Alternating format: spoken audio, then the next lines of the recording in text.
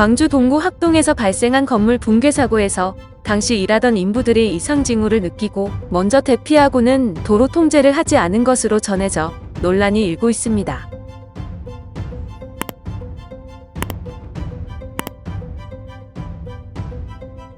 (9일) 광주광역시 동구 학동 4구역 재개발 지역의 5층 건물이 철거 도중 붕괴되는 사고가 벌어졌습니다. 이로 인해 건물 앞 버스 정류장에 정차해 있던 버스가 붕괴되는 건물에 깔려 17명의 사상자가 발생했습니다.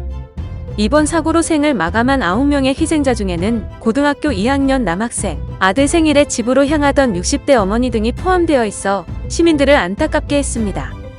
중상을 입었지만 목숨을 건진 운전기사와 승객 등 8명은 비교적 훼손이 덜한 버스 앞쪽 좌석에서 구조되었습니다.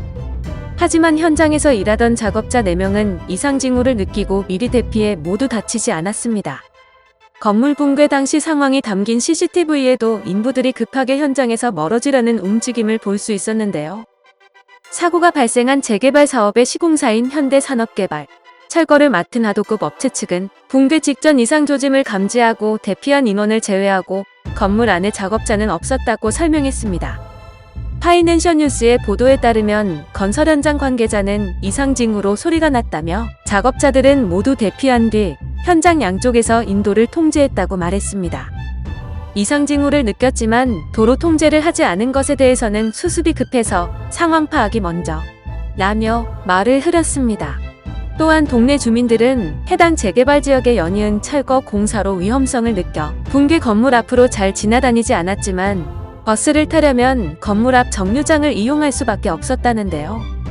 따라서 붕괴 건물 앞에 버젓이 세워져 있던 버스 정류장도 진작에 폐쇄되거나 이전했어야 한다는 목소리도 나왔습니다. 하지만 이에 대해 시공사 측의 정류장 이설 요청 등은 없었던 것으로 전해졌습니다. 이번 사고의 수습과 원인 규명에 대해서는 경찰청 국가수사본부가 직접 수사 지휘에 나설 예정인데요. 국수본은 시공사와 철거업체 관계자들을 대상으로 안전수칙 준수, 업무상 과실 여부를 조사할 계획이며 피해자 보호전담팀을 편성해 피해자와 유가족의 치료와 심리안정 지원 활동도 병행하겠다고 밝혔습니다. 네티즌들은 2021년에 건물이 무너져서 깔려 죽다니 황망해서 어쩌냐. 이거는 안전관리자를 박살내야 한다. 하청의 재하청, 관리 감독 없이 수수료만 떼먹는 대기업들. 정류장 폐쇄하거나 통행 제한했어야 했네. 등 안타까운 반응을 보이고 있습니다. 영상을 시청해주셔서 감사합니다. 여러분의 좋아요, 구독은 큰 힘이 됩니다. 지금까지 뉴스킹이었습니다.